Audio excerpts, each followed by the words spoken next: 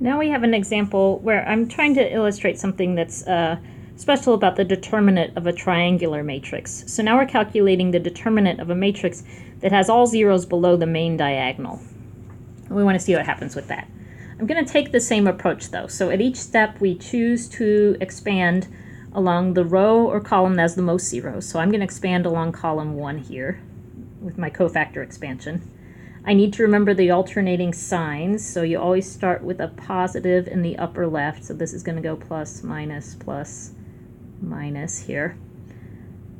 Okay, and then so this determinant is equal to 3 times the determinant of the matrix where I delete row 1 and column 1, so that's going to give me this matrix, -1, 4, 0, 2, 1, -3.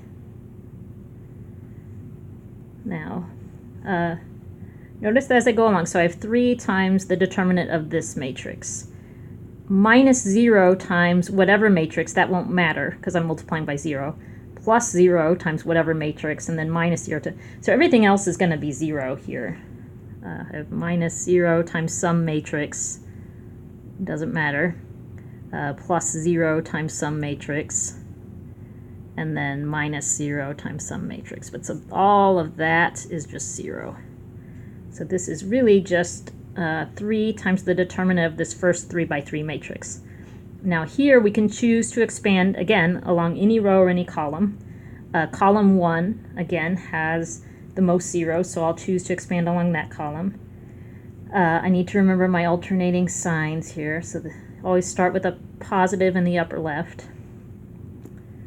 So I have +2 times the determinant of this matrix when I delete row 1 and column 1.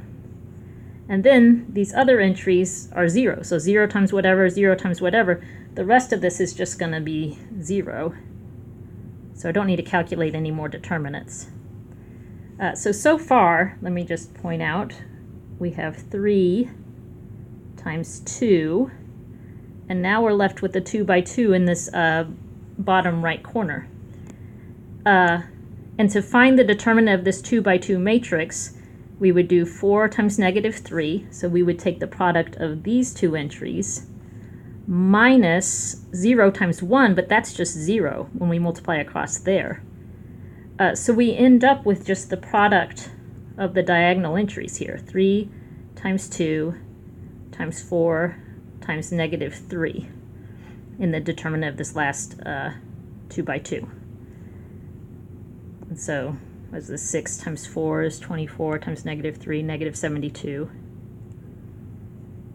But the main point here is that, and this is going to be true for all triangular matrices, if you've got all zeros below the main diagonal, then the determinant's just going to be the product of those diagonal entries.